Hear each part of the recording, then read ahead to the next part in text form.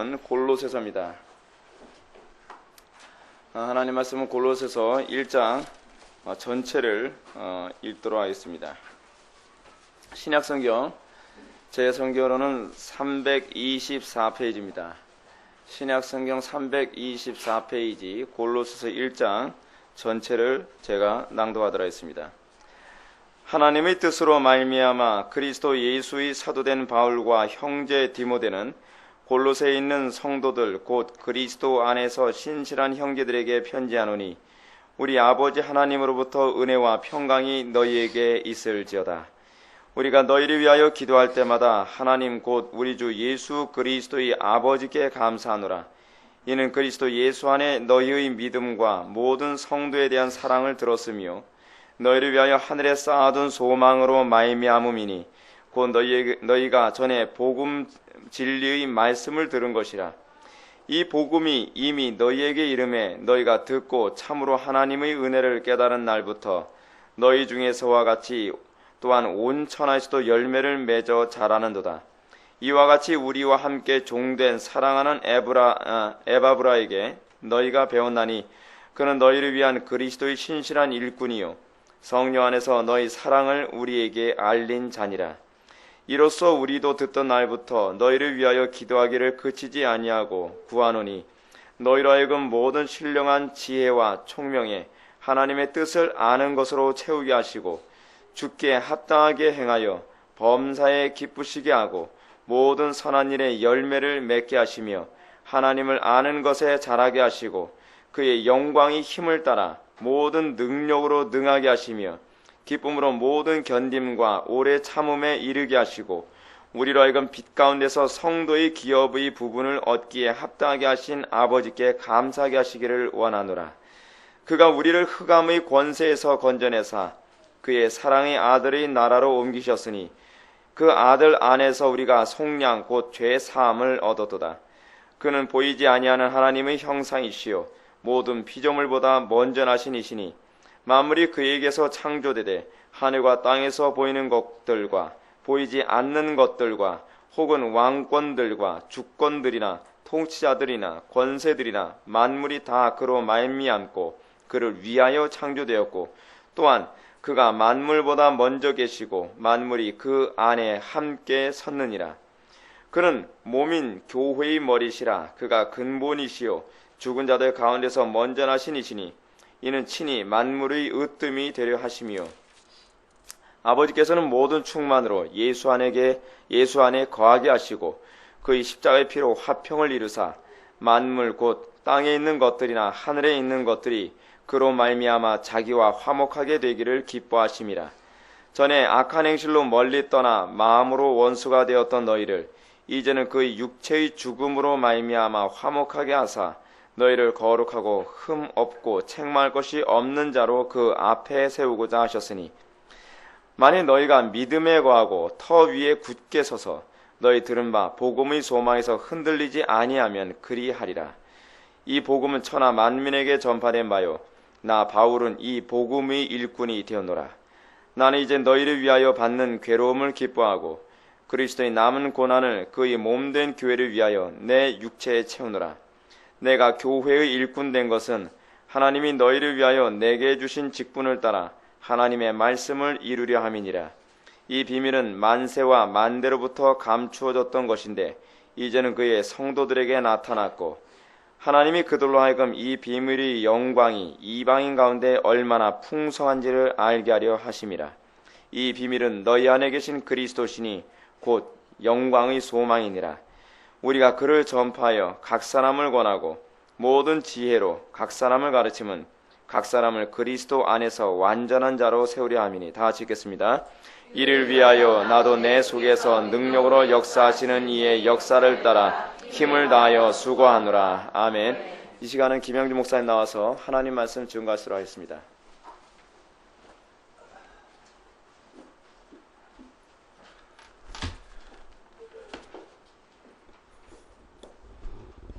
고맙습니다. 저기 가는 데마다 여기서 그 전에 한번 와서 제가 강의한 적이 있었죠. 발트에 대해서. 그것이 온 세계로 퍼져나가 가지고 미국에서도 어디 신학대학에서 강의를 한번 오라 그런 적이 있었고, 유럽에서도 다 전화가 왔어요. 대단한 일을 했어요. 그거 생각해 보니까 한번 강의가 그렇게 인기가 있는 줄 난 몰랐어요. 근데 그 일을 또 우리 여기 김민우 목사님이 해주셔서 고맙고, 저기 이렇게 했으면 좋겠어요. 아까 목사님하고 잠깐 얘기하는 중에 생각이 나서 그런데, 요거 골로새서 강의를 책을 냈으면 좋겠어요. 책을 내가지고 이 지역의 전도용으로 사용했으면 좋겠어요. 그래서 그걸 그냥 골로새서 강의 암개 목사 그러지 말고 이렇게 좀 문학적으로 좀 했으면 좋겠어요. 골로새 영생병동 제목을 그렇게 하고, 주치 사도 바울, 그 소개자 암개교회 김민호 목사, 그렇게 하고 이제 그 강의를 내 이름으로 해야 될까 안 해도 안 넣어도 상관없어요. 하여간 그런 식으로 해가지고 하나 만드는데, 이거요 말하고 문장하고는 굉장한 차이가 있습니다. 제가 문학을 일반 대학에서 문학을 공부했는데, 문학은 이 언어는 수사학이 필요해요. 수사학이 필요하지만은 글을 옮기는 데는 문학이 꼭 필요합니다. 그러니까 말한 설교를 그대로 글로 쓰지 말고 원고를 문학적으로 옮겨야 돼요. 이 말 내용을 그렇게 해가지고 쉬운 말로 쓰는데 감동이 오도록 쓰는 문학적인 요소를 써서, 그 언어가 나이 많은 사람인지 공부를 많이 하든지 적게 하든지 그 감동이 올 수 있도록, 그냥 내 마음이 아프다 그걸 여러 말 계속 반복하는 것보다도 깃발에다가 내 마음을 비교해가지고 찢어진 깃발, 그러면 훨씬 더 감동이 온단 말이에요. 문학적으로. 그렇잖아요. 그러니까 문학을 공부하신 분이 있는지 모르겠어요. 그런 문제가 있으니까 그 원고를 제가, 문학적인 원고를 제가 수정할 테니까 한번 생각해 보세요. 아까 목사님하고 얘기 중에 그게 생각났어요. 생각해 보고 그렇게 조그마한 책자를 내서 요약해서 이직에 전도를 해야 됩니다. 여러분 여기만 와서 이렇게 있으면 안 돼요. 이 지역을 보고만 해야 돼요. 그래서 저는 우리 교인들 데리고 미국에서 목회할 때 매달 한 번씩 제가 앞장서서 교인들을 데리고 전도를 나갔어요. 길거리 전도를요. 길거리 전도를. 나중에는 하도 전도를 하고 똑같은 집에 자주 가니까 그 목사가 누구인데 자꾸만 찾아옵니까? 교인들 보고 그랬는데, 제가 앞에서 딱 갔는데 저를 보고 그 교회 목사가 누구예요? 그러더라고요. 제가 그 교회 목사입니다.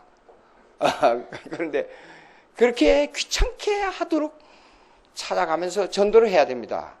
전도를 해야 되고, 여러분들이 그렇게 열심히, 전도를 하려면 그냥 절로 되는 게 아니고 또 기도를 많이 해야 돼요. 기도를 많이 하고, 또 말씀 없이 기도하면 무당이 돼버려요.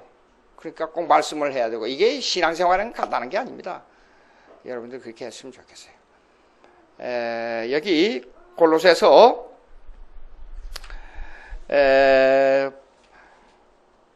이 1장 1절부터 마지막 절까지 다 읽었습니다.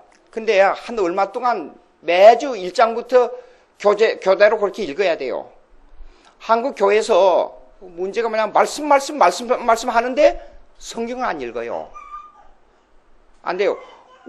제가 미국 교회에서 목회할 때는 맨 처음에 사복음서 강의할 때 마가복음이 제일 짧기 때문에 마가복음부터 강의했어요.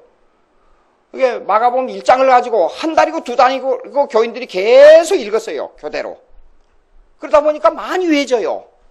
그리고 강해 설교를 하니까 교인들이 말씀에 굉장히 많이 접촉이, 프로치가 됐어요. 이거요. 예? 그렇게 돼야 됩니다. 한 구절 읽고 간증 이야기에 1시간 떠들고 가면 안 돼요. 성경을 많이 읽고 성경의 내용을 머릿속에, 심령 속에 뿌리 내리도록 읽고 듣고 해설을 하고 듣고 그렇게 해야 됩니다. 그러니까 읽고, 종교개혁 시대는 성경을 몇 장을 읽었어요. 예배 시간에. 신약에 관계된 구약을 읽잖아요. 구약에 나오면 또 신약에 관계된 성경을 읽잖아요. 그리고 교리서를 가지고 신앙 고백서, 교리서를 가지고 꼭 예배 시간에 강해를 했습니다. 그렇게 성경에 근데 한국 교회가 자꾸만 힘을 교회가 힘을 왜 잃어가느냐? 그 이유는 말씀과 기도가 없어서 그래요.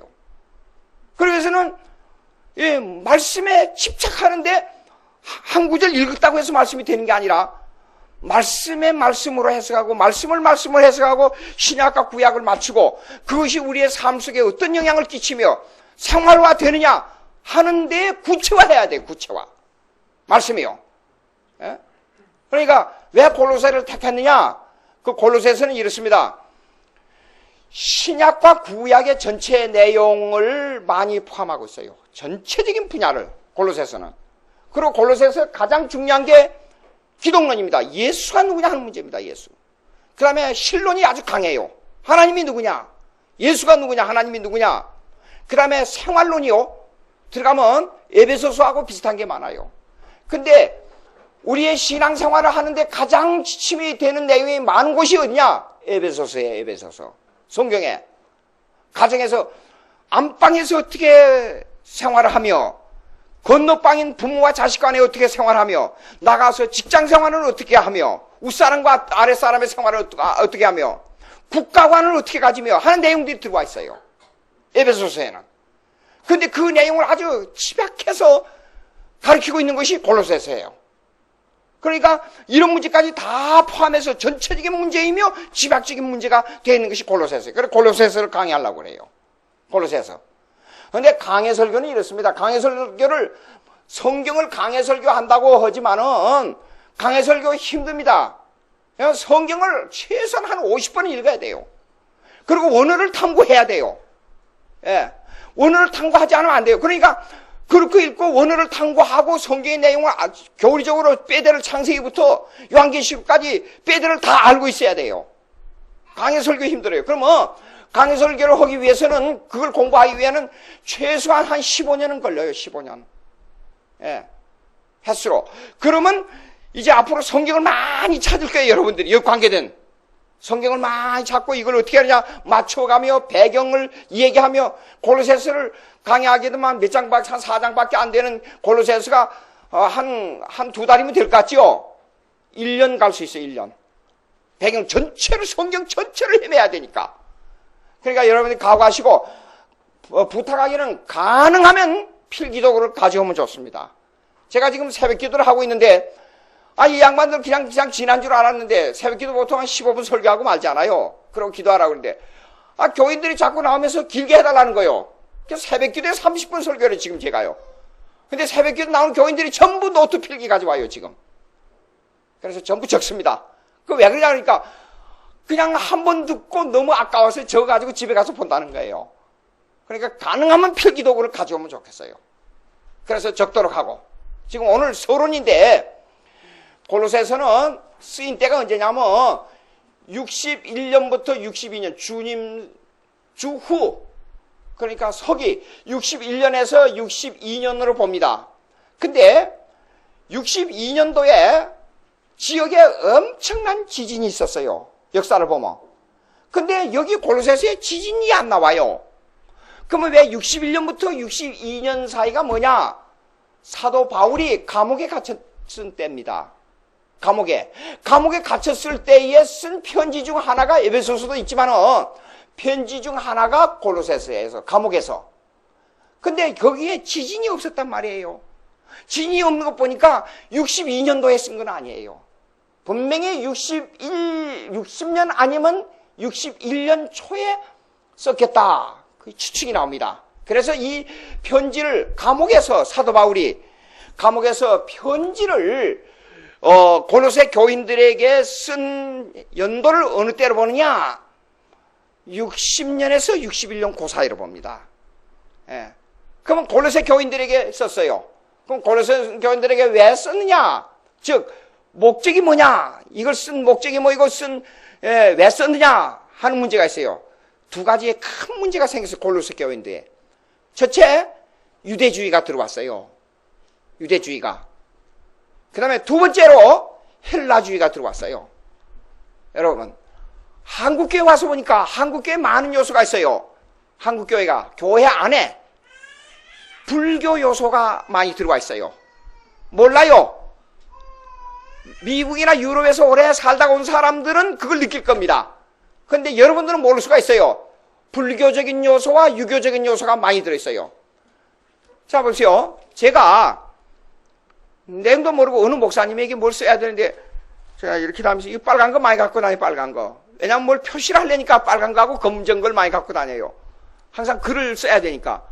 근데 검정 것이 없어요. 그래서 빨간 걸 다 해가지고 아무개 목사님이 쓰는데 그 이름을 그건 그 목사님의 이름을 쓰면서 전화번호를 제가 적느라고 그런 거예요.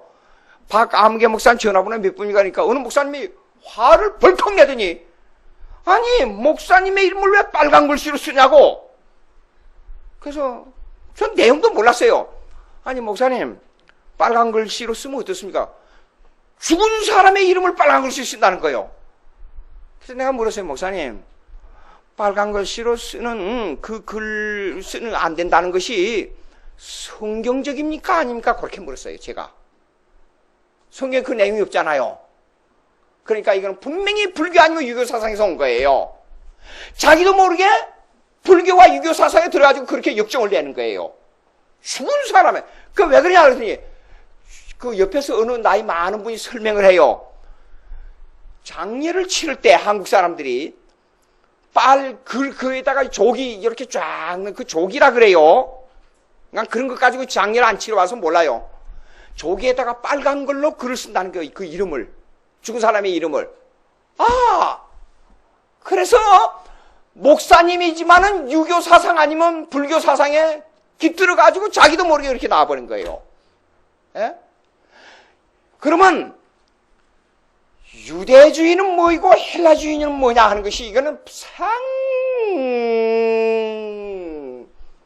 상당히 복잡합니다. 상당히 이해하는 게 힘들어요. 유대주의. 자, 묻습니다. 유대주의는 율법주의죠? 맞아요? 아니에요.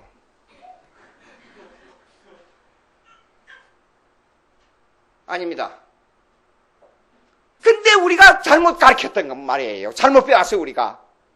유대주의는 율법주의라 그러는데 아닙니다. 나중에 성경 전체를 구약에서부터 시작해 쫙 찾아가면서 설명할게요. 첫째, 이것만 말씀드릴게요. 서론이니까. 유대주의는 율법주의가 아닙니다. 유대주의하고 성경율법하고는 달라요. 물어보겠습니다. 안식일 지키는 613가지 법이 있어요. 유대주의는.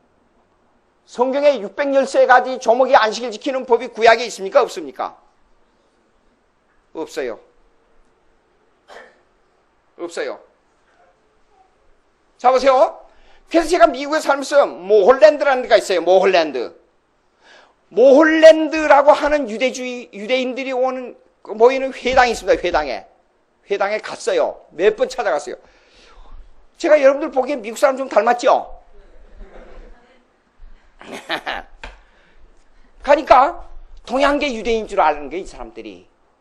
그 가면요 얼굴이 새카만 유대인도 있고 하얀 유대인도 있고 동양 사람 비슷한 유대인도 많아요. 주빈메타 알아요? 주빈메러. 유명한 세계적인 지휘자, 오케스트라 지휘자. 그 사람이 얼굴이 새카맣잖아요. 근데 유대인이에요. 인도계 유대인이에요.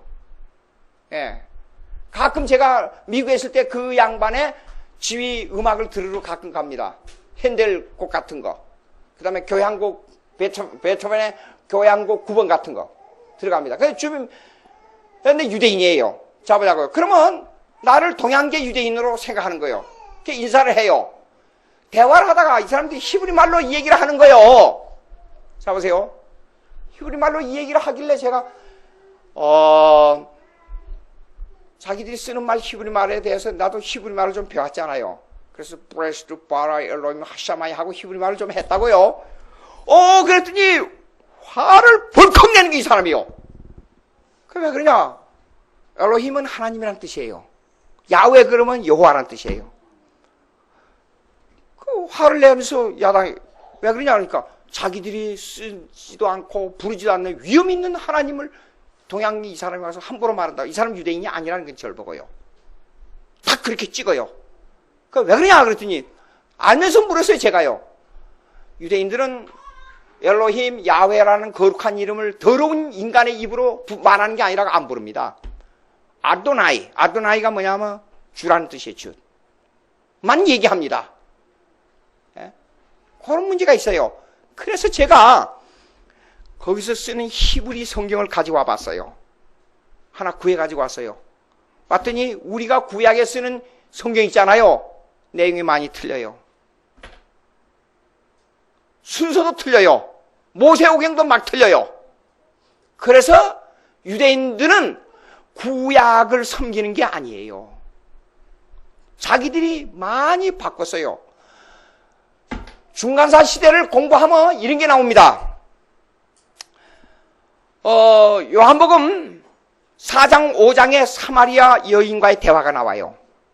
사마리아 여인이 뭐냐면 우리는 글심산에서 예배를 드리는데 당신은 예루살렘에서 예배를 드린다고 하는데 메시아는 유대인으로부터 오는데 이 메시아 그 사람이 도대체 누구냐는 질문을 아주 집중적으로 던진 사람이 누구냐면 사마리아 여자예요.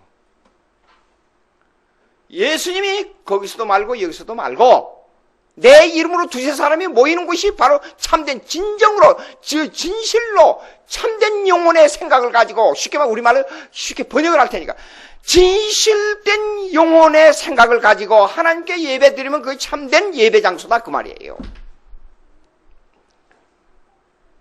그래서 설명합니다. 그러면 구약의 성전의 개념이 요한복음 4장 사마리아 여인과의 대화에서 구약의 성전의 개념이 완전히 신약으로 넘어왔는데 구약의 성전의 개념은 무슨 말이냐? 구약 성전 제사 드리는 개념이 완전히 깨졌다 그 말이에요. 깨졌다 그 말이에요. 그럼 유대인의 회당은 어느 때 생기냐? 성전에 제사 드리는 거 말고 회당이 뭐냐 하는 문제가 나와요. 회당이 나오잖아요. 신약 예수님께서 말씀하신 회당은 뭐냐 그러면 오늘 서론이니까 이 얘기를 좀 해야 돼요. 저기 회당이 뭐냐? 회당은 바벨론 포로가 잡혀가지고 예루살렘 성전 잊어버리고 400년 동안 중간사 지내면서 이 사람들이 자기들 민족끼리 모여서 예배 드릴 데가 없는 거예요. 그래서 이방 나라로 가서 자기들 모이는 장소가 회당이 된 거예요. 거기서 장로회의를 했단 말이에요. 자 보세요. 유대주의가 절대로 구약의 율법주의가 아니라는 성경에 그걸 구체적으로 지시하는 것이 여러 번 나옵니다. 마가복음 7장 보세요.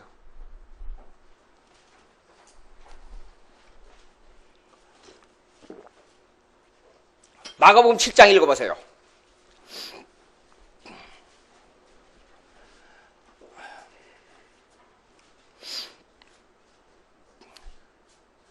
(1절) (2절) (3절) (4절) (5절) (6절까지만) 읽으세요. 6절까지만. 자 읽어보세요. 시작.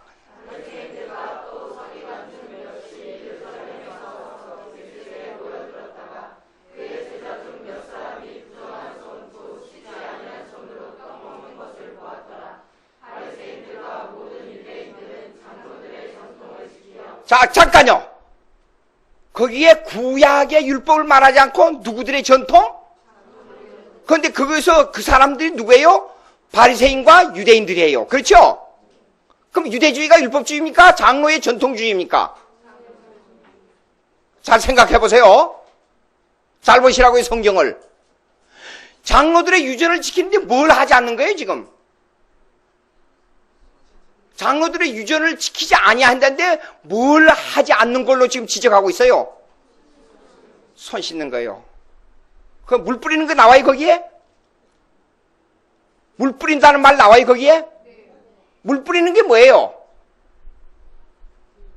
그래서 성경 배경사를 바로 알아야 된다는 거예요. 물 뿌리는 건 이렇습니다. 유대인의 관습을 알아야 돼요. 자, 우리 한국같이 이렇게 기후가 좋고 그렇게 하면 얼마나 좋겠어요. 거기는 아주 메마른 땅, 예수님이 십자가에 못 박혀 세상 떠날 때는 섭씨 40도가 넘어요, 낮에는. 밤이면 사막 기우니까 갑자기 추워져 버려요. 예?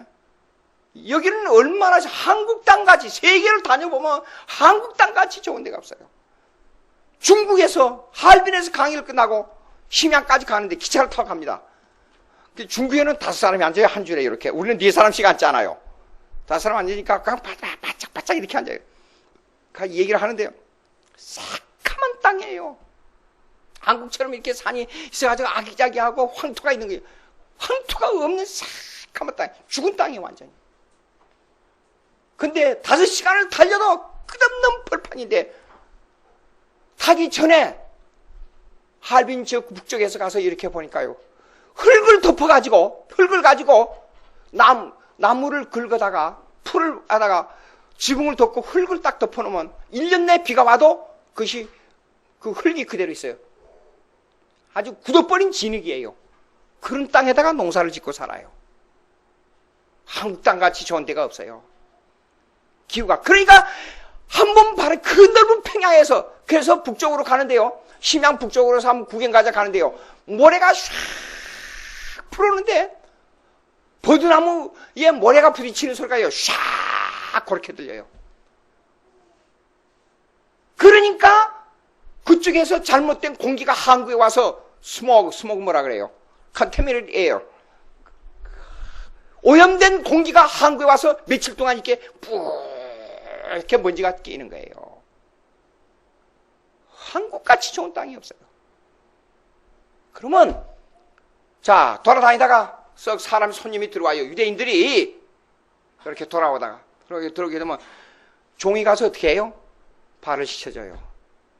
온몸에 먼지가 있어요. 그럼 바가지로 가지고 물 뿌리는 게 물을 탁탁탁탁 이렇게 뿌리는 게 아니라 여기로 말하자면 샤워예요. 샤워. 바가지로 물을 해가지고 샥 하는 거예요. 그걸 물 뿌리는 거라 그래요. 먼지가 있고 덥고 그러니까 혼자 들어가서. 예수님 잔치할 때 한 항아리에 몇 갈론 들어요? 6갈론 이상 든 거예요. 큰 통이니까. 엄청난 물이에요. 그것이 하나가 아니라 6통이 들어있으니까 그것이 사람이 그 물을 지고 간다면 엄청난 양의 물이에요. 그러니까 손님들이 왔다가 한 바가지 해가지고 샥 뿌리고 들어가는 거예요. 잔치집에. 예? 그걸 갖다 물 뿌리는 거예요. 일종의 샤워예요. 오늘날 여기서 말하자면. 물 뿌리는 예식입니다. 돌아와서요. 그 다음에 읽어보세요. 시작. 아며 또 그 다음에 여러 가지를 지켜놓는 것이 있으니 그 다음에 잔과 주발과 녹그릇 씻는 거예요. 왜냐하면 먼지를 씻어내야 되니까. 자, 그런데 문제가 뭐예요? 유대인의 전통을 안 지키고, 구약이 아니고 유대인의 전통입니다. 분명히 구약이 아니고 유대인의 전통을 지키지 아니하고 제자들이 와서 씻지도 않고 밥을 먹어요. 유대인들이 볼 땐 더러워요. 제가 습관이 들어가지고 식당에 가면 식당에 가기 전에 화장실이 어디냐고 찾아였고 반드시 손 씻고 와요. 먹은 다음에도 또 손 씻어요. 음식 속에 이게 음식이 들어가지고 돌아다니다 보면 음식이 여기 묻어 있는 데에 세균이 빨리 묻을 수 있으니까 음식 먹은 다음에도 손 씻어요. 제가 버릇이 들어서. 손 씻는 버릇이 굉장히 습관되어 버렸어요. 미국에서 살다 보니까. 에? 손을 많이. 2차 대전 때 전염병이 온 세계를 휩쓸었을 때 유대인들은 병이 잘 안 걸렸어요. 왜 그래요? 손을 자주 씻으니까. 손을. 손 씻는 버릇. 예. 근데 제자들이 그냥 와서 먹어요. 그러니까. 어떻게 하느냐. 2장 16절, 17절에, 고로새 2장 16절, 17절에 보게 되면 이런 말씀이 나와요. 먹고 마시는 것과, 그 다음에 월삭 지키는 것과 절기 지키는 것, 안식일 지키는 걸 인하여 너희로 펜론하지 말라 그랬어요. 유대주의에서 나온 겁니다. 그런데, 교회 안에, 자, 여러분, 율법주의하고 유대주의하고 어떻게 달라요? 율법주의. 율법은 복음이고 구약은 율법이고 신약은 복음이니까 구약이 필요 없지요.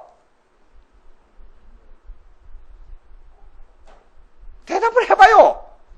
이게 수사하게 있어서 한참 연설을 하다가 갑자기 질문 던지는 거는 사람을 긴장되게 만든다 그랬어요. 수사하게 나와요. 근데 만약에 글을 쓴다 그러면 제가 이런 것까지 이런 것이 수사하게 나옵니다. 그렇게 글을 쓰면 되겠어요? 안 되지. 예? 글을 쓸 때는 자, 봅시다. 여러분, 뭐라고 물었어요? 방금 또 질문에. 제가, 율법하고 복음하고 차이가 있어요, 없어요? 이렇게 묻겠습니다. 구약은 율법이고 신약은 복음이죠?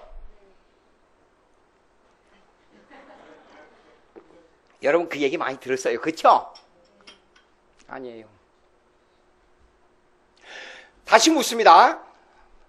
이 서론 배경을 알려면 골로새서를 바로 이해하려면 이것이 상당한 여러분의 이해가 필요합니다. 아주 중요합니다. 자, 구약은 율법이 먼저지요. 은혜가 먼저가 아니고.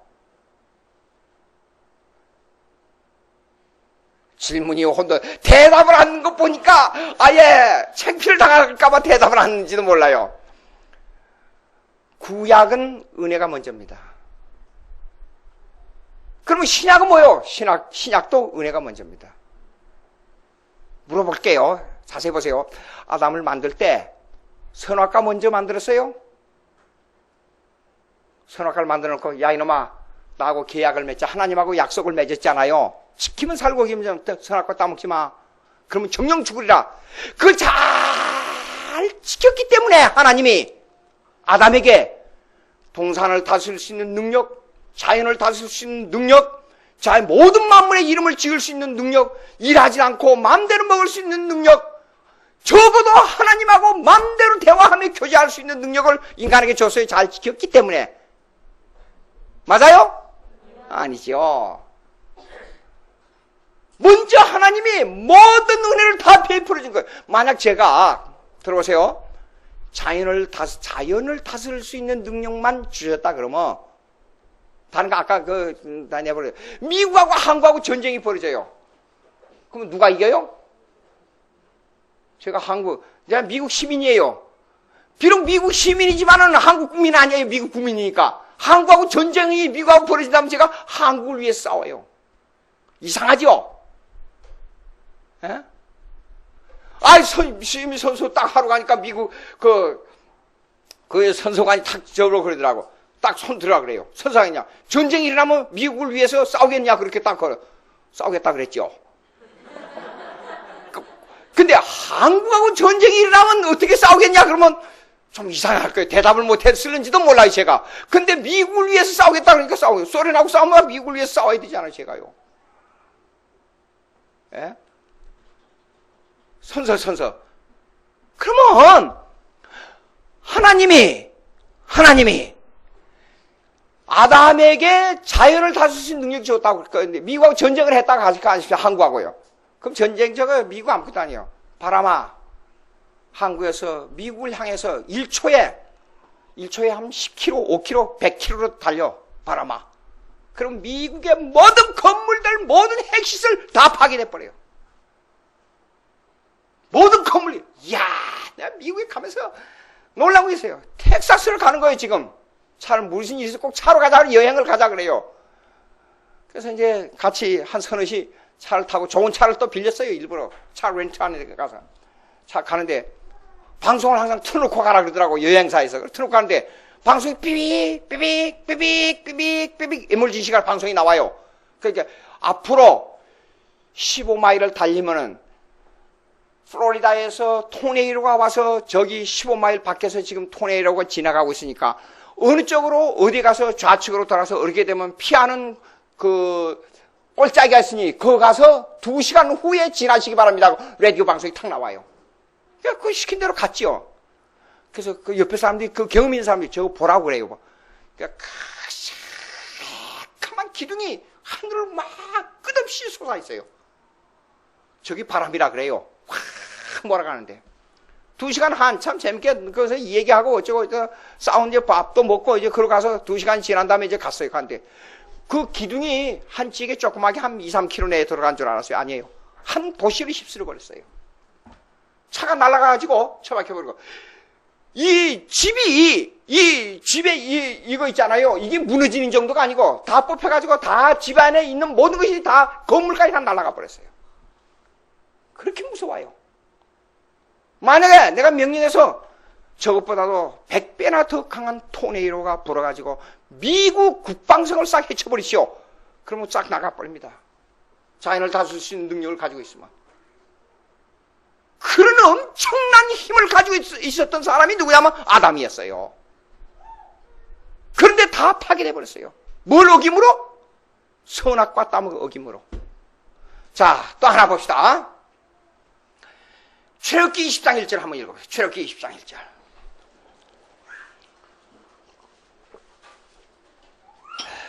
쉽게 설명하려니까 상당히 힘드네요. 신학교에서 강의하게 되면 따닥따닥 교리적으로 하고 따닥 성경 읽고 넘어가 버리는데 출애굽기 20장 1절 한번 읽어보세요.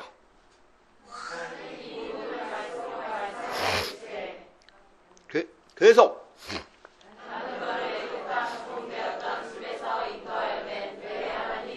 여호와로다. 그러고 나서 그 다음에 읽어보세요. 뭐라고 나와요? 신을 섬기는. 자, 설명할 테니까 보십시오. 이거 간단한 말씀이지만은 내용 속에 엄청난 내용이 들었습니다. 애굽으로 잡혀갔어요. 요셉으로 인해서 애굽에 가서 잡혀간 게 아니라 요셉으로 인해서 애굽 땅에서 엄청 민족이 번성됐어요. 1년, 10년, 20년, 수백 년 동안 그 민족이 번성돼가지고 엄청난 인구가 늘어났어요. 근데 거기서 창세기 50장을 보게 되면 장례 치는 내용이 나와요. 창세기 50장 자세히 보면. 장례를 가만히 읽어보면 이방신 섬기는 방법으로 장례를 치렀어요. 기독교 방법이 아니고. 하하! 그러면 수백 년 동안 가 잡혀 있으면서 그 민족이 유대인들이 그렇게 번성하면서도 무슨 습관에 젖어 있었어요? 우상 섬기는 습관에 젖어 있었어요. 그러니까 자기들이 뭐요? 하나님께서 허락하신 아브라함, 이삭과 야곱에 맺었던 언약을 전부 잊어버린 겁니다. 다 잊어버리고 완전히 이방신의 습관 되어버렸어요. 그러면 그 사람들이 애굽 땅을 나올 때 능력이 있어가지고 바로 왕을 쳐부수고 나왔어요? 아니에요. 아브라함을 기억하고요, 야곱을 기억하고 이삭을 기억하고 그 언약을 잘 지키고 신앙생활을 했기 때문에 하나님이 너희들이 참 가련하게도 이걸 잘 지켰기 때문에 내가 너희를 애굽 땅에서 구해낸다 그러고 이끌어냈어요? 아니에요. 아무 조건 없이 이유 없이 전혀 근거도 없이 애굽 땅에서 이스라엘 백성을 이끌어냈어요. 하나님의 율법을 잘 지켰기 때문에? 아니에요. 보십시오. 그 다음에 읽으니까 뭐가 나와요? 첫째, 내 앞에 다른 신을 어떻게 하라고요? 그렇잖아요. 은혜로 이스라엘 백성을 이끌고 난 다음에 율법을 준 거예요. 그러면 왜 율법을 줬어요? 왜 율법을? 자, 지금부터 유대인의 종교관하고 구약 율법하고 다른 점을 지금 설명하는 겁니다. 유대주의하고 율법의 내용하고 다른 점이 뭐냐 하는 걸 지금 설명하는 거예요. 지금부터. 왜 유대주가 들어와서 교회를 어지럽게 하느냐는 문제가 여기 나온단 말이에요. 자, 보십시오. 들어보십시오. 왜 율법을 예수 믿은데 은혜로 구원 얻죠? 믿음으로 구원 얻어요. 그렇죠? 그러니까 예수 믿고 구원 얻으니까 율법 필요 없잖아요. 맞아요? 그럼 왜 율법이 필요합니까? 왜 십계명이 필요합니까? 그러다가 the use of the law, 율법을 사용하는 유익이 세 가지가 나와요. the use of the law, 율법을 사용하는 유익. 첫째, 내가 죄인인 걸 알아요. 율법을 통해서. 죄인인 걸 알기 때문에 은혜를 더한다 그 말이에요. 그다음에 율법은 은혜로 이끄는 제 첫 단계예요. 첫 단계. 은혜를 받기 위해서는 율법 앞에 내가 죄인이란 걸 알아야 되니까. 율법은. 그 다음에 세 번째가 신앙생활의 기준이 돼요. 율법은. 자, 이제 됐어요. 적었어요? 자, 보세요. 율법으로 말미암아 세 가지 유익이 오면 예수 믿기 전에는 이 내용을 몰라요. 율법이 내게 이런 유익이 있다는 것을 예수 믿기 전에는 몰라요. 예수 믿은 후에 하하, 내가 예수를 믿고 보니까 율법 앞에 부족하구나, 그걸 아는 거예요. 그리고 회개하게 되는 거예요. 그냥 두 번째, 예수 믿는 사람이 마음대로 살려고 그럽니까? 아니죠. 신앙생활을 바로 하려면 어떻게 하는 거예요? 율법을 지키는 거예요. 율법을. 그러니까 율법은 은혜를 더하는 거예요. 율법은. 갈라디아서 3장. 앞에 넘어가 갈라디아서 3장. 몇 절인지 내가 잊어버렸어요. 갈라디아서 3장 한번 보세요.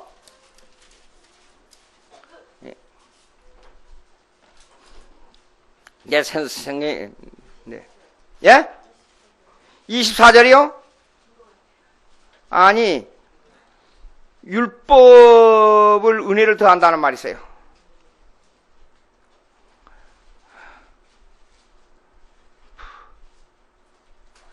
야, 새 성경을 가져왔더니, 이거요. 아하! 24절 맞습니다. 맞아. 다 같이 읽읍시다. 시작. 이같이 율법이 우리를 그리스도에게 인도하는 초등교사가 되어 우리로 하여금 믿음으로 말미암아 의롭다함을 얻게 하는. 여기 초등교사란 말이 번역이 조금 틀려요. 옛날 성경은 몽학선생이라고 그랬어요. 몽학선생이라는 원뜻은 투러, 개인적으로 이 사람을 선생한테로 이끌고 간다, 그런 뜻이에요. 초등교사 약간의 뜻은 있는데 개인적으로 진짜 선생한테 이끌고 가는 예비 선생이란 뜻이에요. 오늘을 보면 율법이 그렇습니다. 그런데 그러면 예수를 믿은 후에 율법이 필요한 거지 믿기 전에는 율법이 필요한 게 아니에요. 그래서 은혜로 구원을 얻은 후에 이스라엘 백성에게 십계명을 준 거예요. 그런데 유대주의는 이렇습니다. 유대주의는 이렇습니다. 그런 것 저런 거 내버려 두고 자기들이 만든, 그러니까 유대 구약에 나올 때 400년 동안, 말라기 이후에 400년 동안 회당을 통해서 일어난 두 가지의 율법이 있었어요. 두 가지의 율법. 하나는 유대주의 율법이고 하나는 사마리아 율법이에요. 성경에는 이 배경사가 안 나옵니다. 유대주의 율법은 구약의 의식을, 이것도 설명하려니까 또 시간이 또 걸리네. 구약의 율법이 몇 가지가 있어요. 구약의 율법이 시편 119편 한번 찾아보세요. 7가지, 8가지 법에 대해서 나오는데 시편 119편.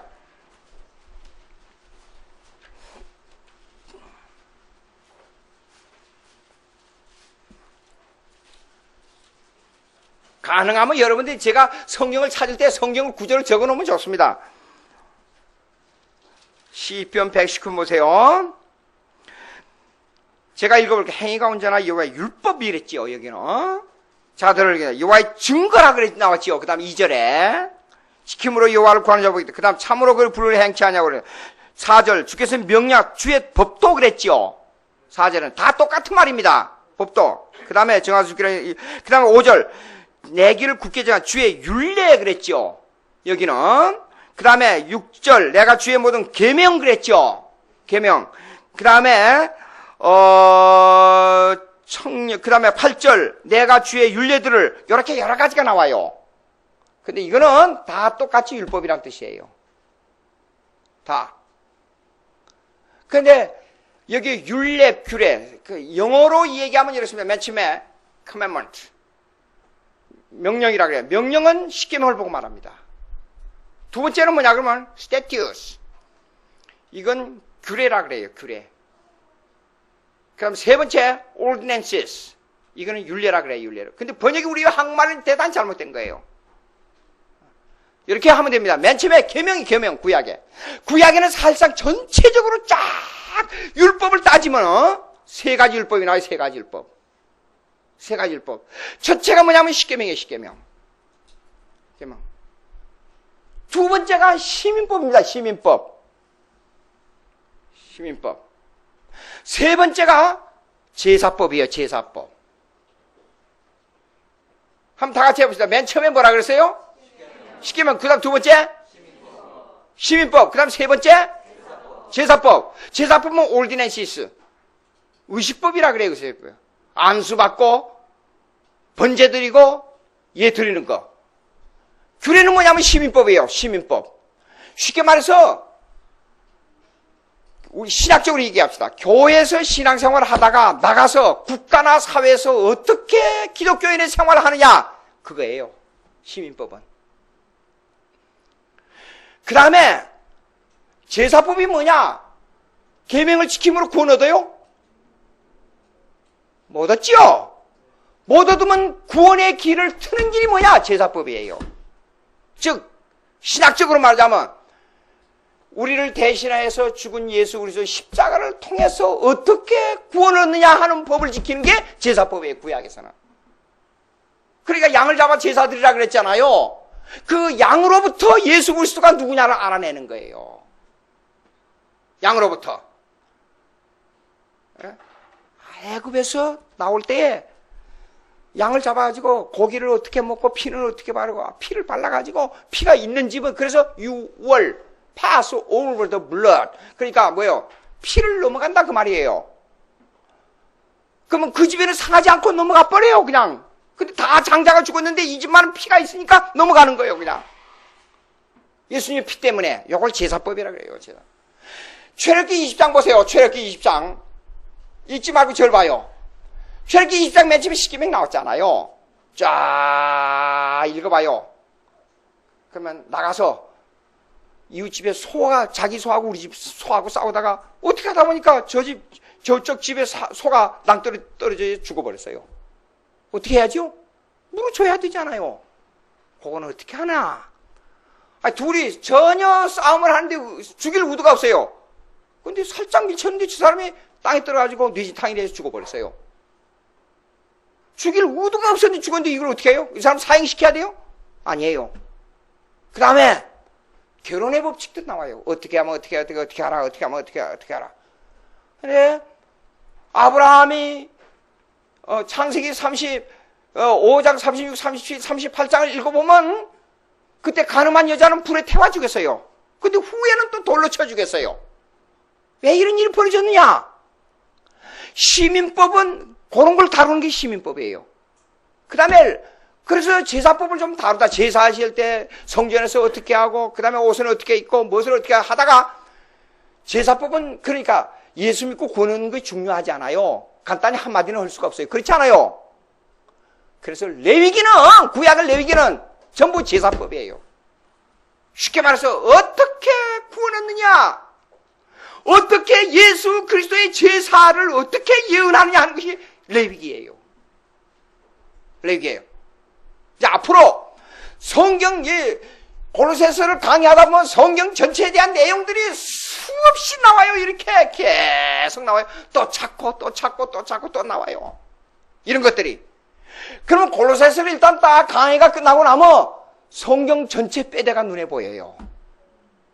그렇게 합니다. 벌써 많이 배웠어요 지금요. 여러분들이. 예? 그러면 유대주의는 뭐냐? 이 정도로 하고만 넘어가서 다음에 이제 세부적으로 또 나와요. 구절을 찾을 겁니다. 성경 구절 찾고 또 찾는데 또 나와요 이제. 유대주의는 뭐냐? 구약의 계명, 구약의 시민법, 구약의 제사법을 자기들 의지대로 고쳐가지고 민족 종교로 만든 것이 유대주의입니다. 다시 한번 설명합니다. 유대주의는 뭐냐? 구약의 계명, 구약의 규례, 즉 말하자면 시민법, 그 다음에 올디넨시스, 율례, 법을 자기들의 의도대로 고쳐가지고 민족주의 종교로 만든 것이 유대주의예요.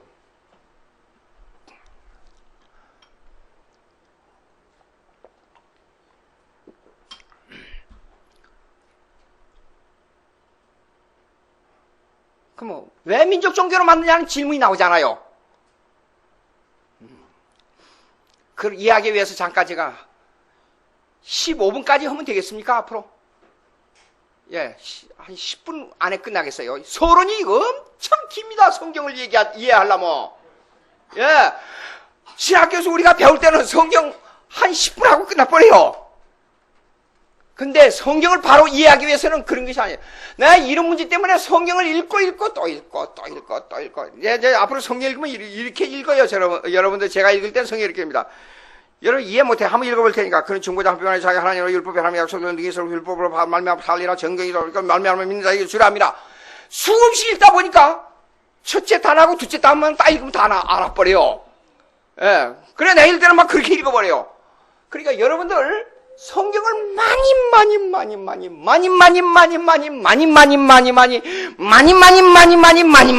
읽어야 돼요. 예? 계속 읽고 또 읽고 그래갖고 모르면 거기다 빨간 글 해놓고 또 읽고. 제가 이제 내 일생의 성경이 이거 7권 책이에요. 그 5권을 어떻게 했냐 다 헐어서 떨어졌어요. 가죽인데도. 그래서 첫째 거는 완전히 허물어져가지고 처음에는 모르니까 성경을 이렇게 종이에다가 깨알같이 써가지고 붙였어요. 여기다가. 그래서 붙인 것이 너무 많아져가지고 나는 성경이 헐어져 버려요. 나중에는. 헐어져 버려요. 근데 문제가 뭔가니? 자, 고린도서 1장 이렇게 이 내용이 나오는데 유대주의를 알아야 이걸 알게 돼 있단 말이에요. 근데 그걸 찾느라고 얼마나 힘들은지 몰라요. 너무 힘들었어요. 성경을 많이 읽고 많이 쓰고 몸부림을 쳐야 돼요. 씨름을 해야 돼, 씨름을. 자, 보자고요. 그러면 유대주의는 뭐냐? 왜 민족 정부를 만들었냐? 하나님께서 이렇게 약속했어요. 아브라함, 이삭의 하나님, 야곱의 하나님, 아브라함의 하나님, 이삭의 하나님. 내가 만민의 아버지가 되고 만민의 어머니가 되고 나가 너희에게 하늘의 별과 같이 너 민족이 하늘의 별과 같이 땅의 모래 같이 너에게 복주고 복주리라 그랬어요. 근데 그걸 잘못 오해해가지고 유대인들은 자기 민족주의 하나님으로 생각했다 그 말이에요. 이 사람들이. 그래서 민족주의 하나님은 뭐냐? 역사적 사건으로 돌아갑니다. 역사적 사건이 뭐냐면 첫째, 아무리 어려워도 우리는 모세가 애굽 땅에서 우리를 구해내듯이 우리 민족을 하나님이 구해줄 것이다. 두 번째, 어떤 일이 있어도 다윗 왕국의 재건이 올 것이다. 다윗 왕국은 그 지역의 팔레스타인을 중심으로 그 주위의 나라까지 다 점령해서 세계를 지배할 만큼 큰 평화로운 나라가 됐잖아요. 솔로몬을 통해서까지.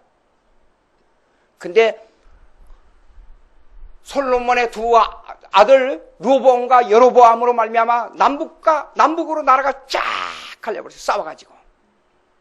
그래서 흩어지기 시작하고 전쟁이 일어나고 하나님 말씀을 듣지 않고. 그렇지만은 하나님은 우리를 은혜 주셔서 반드시 다윗 왕국의 건설이 올 것이다. 그래서 그걸 지키기 위해서는 우리 민족에게 죽었던 우리 전통을 지키자. 그래서 그 전통을 법으로 만든 거예요. 유대인들이 스스로 신하고 회당에서. 그래서 회당을 지키면서 2000년이 넘도록 예수님 이후에도 2000년이 넘도록 회당에서 그걸 가르치고 있는 거예요. 유대인들이. 그 유대주의예요. 즉 메시아 사상이 우리는 예수 믿는 천국 간다는 메시아 사상이에요. 근데 유대인들은 다윗 왕국이 다시 돌아온다는 정치적 메시아 사상이에요. 그러면 어떨 때 오느냐? 우리가 유대인의 전통을 지키면 그렇게 된다고 생각하는 것이 유대인들이에요. 그게 유대주의예요. 그 내용은 앞으로 신약 전체, 구약 전체를 구구절절히 찾아가면서 제가 설명할 때가 옵니다. 앞으로. 그래서 설명하면. 자, 미국 토렌스 살 때요. 그때 한 30년 전, 35년 전 됐어요. 제가요. 한참 공부하느라 정신이 있는데 어떻게 보다 보니까 건너 네 번째 집에 유대인이 살고 있어요. 그러니까 사업을 해요. 유대인들을 만나면 네 가지 직업이 꼭 정해져 있습니다. 전문가예요, 전문가. 의사가 되든지 유명한 과학자가 되든지 그 다음에 변호사가 되든지 교수가 되든지 아니면은 장사를 하라 그래요. 근데 보니까 장사를 하였어요. 이게 좋은 집을 다른 집보다 더 멋지게 꾸려놓고 아주 멋있게 살아요. 돈이 많아요. 여러분 셰익스피어의 그 드라마를 읽으면 베니스의 상인, 머천트 오브 베니스, 베니스의 상인이라는 드라마가 나옵니다. 그 읽어봐요. 얼마나 돈에 지독한지. 그러니까 유대인, 내가 한국 사람이 유대인으로부터 서브컨트리라는 게 있어요. 그걸 받아가지고 건물을 지배하면서 건물을 통해서 돈을 버는데 영어를 못하겠다 해서 제가 통역을 했었어요. 유대인이 뭐라냐면 형제가 아니라도 아버지라도 money is money, your father is a father. 오케이? money는 돈이기 때문에 돈은 돈대로 결정하지만은 money talks. 돈이 말을 한다. 부모도 잘 섬기려면 돈이 말하는 거지 인간이 말하는 게 아니다. 그러니까 그 사람은 그냥 인간적으로 보지 말고 돈을 100원을 정했으면 100원을 반드시 받아야 된다. 그렇게 말을 해요. 유대인들은. 철저하게 그것을 지킵니다. 돈에 대해서 수준 놉니다. 완전히. 자, 그런 사람들인데 이 돈에 대해 사업을 무지하게 말하는데 그래서 그러냐고. 그 자기들 돈 얘기를 한참 하다 그러면 이 얘기를 했어요. 그래서 뭔 얘기를 하는데 아까처럼 제가요. 내용도 모르고 그 너희들은 야훼 하나님을 섬기느냐 예수 그리스도를 구세주로 섬기느냐 그렇게 물었어요. 제가요. 그랬더니 야훼 말했다고 이 사람 눈이 휘둥그라진 거예요. 또. 자, 그 하나 때문에 딱 말을 딱 끊고 가더니 여호와 하나님 예수 그리스도를 믿어야 천국 간다. 그 사람한테 지원다. 왜냐하면 제가 미국에서 목회할 때 유대인 의사가 예수 믿고 구원을 받은 사람이 있었어요. 그렇기 때문에 그 때문에 그 의사에게 전도할 때 많은 도움이 됐어요. 이 사람이 딱 그대로부터 나가더니 아침에 만나서 거리나 차 타고 나가서 인사를 하잖아요. 내가 차에 나가고 그 사람 나가면 하하 인사를 이렇게 되면요. 가버려요. 절대로 인사 안 받아요. 그 말 내가 한마디 때문에. 이렇게 독한 사람들입니다. 유대인들이. 너희들이 믿는 거 뭐, 근데 유일신 하나님을 믿어요. monotheistic theory of God. 그러니까 뭐냐면, 유일신론적 하나님을 믿는데 자기 민족만을 위해서 하나님이 있다. 그렇게 믿어요. 물어봅시다. 로마서 3장 이후에 쭉 갈라디아서 2장, 3장을 쫙 읽어보면 아브라함의 자손이 나와요. 그렇죠? 아브라함의 자손. 누가 아브라함의 자손이에요? 거기에 성경에 나온 대로 말하자면 유대인들이 아브라함의 자손이에요? 물어봅시다. 구약을 자세히 읽어봐요. 아브라함의 가족 중에 이방인들이 많이 들어왔어요? 유대인들만 들어왔어요? 근데 아브라함의 가족 중에 이방인들이 많이 들어왔는데 솔로몬이 이방인을 위해서 기도했어요? 안 했어요? 했어요. 자, 성전을 지을 때 이방인들의 손을 많이 빌렸어요? 유대인들만 지었어요? 여러분들 대단해요. 제가 질문하는 대로 탁탁 대답하는 거 보니까. 네? 그러면 구약의 할례를 받았던 사람들이 유대인들만 한 게 아니라 이방인들이 많이 들어왔단 말이에요. 물어봅시다. 유월절 때 피가 있는데 이방인들이 그 집에 어쩌다가 들어와 있으면 그 사람들 구원 받아야 돼요? 안 받아야 돼요? 진짜 아브라함의 자손이 누구예요? 여기를 대답을 해야죠. 이럴 땐 담대하게 이렇게 내가 아브라함의 자손입니다. 그렇게 대답해야 돼요. 로마서 2장, 3장, 4장, 5장 쭉 읽어봐요. 그리고 갈라디아서 2장, 3장, 4장 읽어봐요. 진짜 아브라함의 자손이 누구냐? 예수 믿는 사람이에요. 그런데 유대인들은 이걸 배격합니다. 그것이 정치적 메시아 사상이고 우리가 믿는 것은 영적 메시아 사상. 예수님이 심지어 이렇게까지 말씀했어요. 누가 나 형제 자매요. 쉽게 얘기할게요. 내 생각과 내가 너에게 가르쳐준 신앙하고 맞지 않냐면 내 형제 자매가 아니야. 나를 믿는 사람이 아니면 나를 구세주로 받아들이지 않냐면 내 형제 자매 아니야. 상관이 없다 그랬어요. 중요한 얘기예요. 그 유대주의라 그럽니다. 그러면 유대주의가 뭘 하느냐 하는 건지 앞 나오고 있어요. 그러면 유대주의, 예수님이, 자, 이것만 설명할게요. 예수님 맨 처음에 40일 동안 금식기도 하고, 맨 처음에 뭘 다뤘어요? 첫째 말씀하시는 것. 예수님이 40일 금식기도 하고, 산에 올라가 앉으시니, 말씀하기 시작했어요. 그게 뭐예요? 산상수훈, 팔복에 대한 얘기예요. 근데 그 복을 가만히 따져봐요. 뭐하고 관계했어요? 마음대로 살고 마음대로 즐겁고 구원받았으니 하하하 즐겁다. 그렇게 말했어요? 실제로는 뭐하고 관계가 있어요? 율법하고 관계가 있어요. 8가지 복에 딱 끄고 마지막 절정으로 뭐냐면 선지자들도 이와 같이 핍박받았다. 너희들도 이렇게 핍박받아야 된다 이게요. 하나님 뜻대로 사는 자 고통당해야 된다 이게요. 그리고요 중요한 말씀이에요. 나는 율법이나 율법을 피하러 온 것이 아니라, 에? 잘 대답했어요. 그리고 나아가서 뭐냐 그러면 이 율법의 1.1억이라도 그냥 1점 정도 1획 정도 그냥 괜찮아. 그렇게 아니고 1.1억이라도 반드시 안 이루어지리라 그랬어요. 팔복을 이해하고 율법론을 이해하겠습니다. 그리고 중요한 게 있어요. 또 나아가서 옛사람의 말한 바 이렇게 너에게 가르침 받았지. 그러나 난 너에게 이르노니 이렇게 하라. 옛사람의 말한 바 일렀을 때 또 했지. 그러나 난 너에게 이르노니 이렇게 하라. 그것이 한두 번 한 게 아니라 계속적으로 나왔어요. 그 옛사람의 말한 바가 누구냐면 유대인이에요.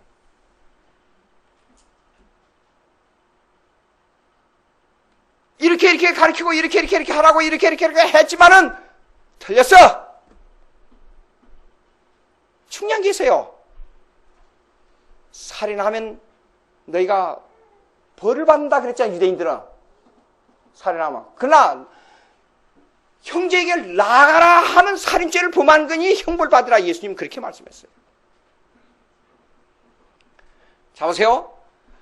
구약과 신약의 일치성을 가지고 예수님이 쫙 말씀해요.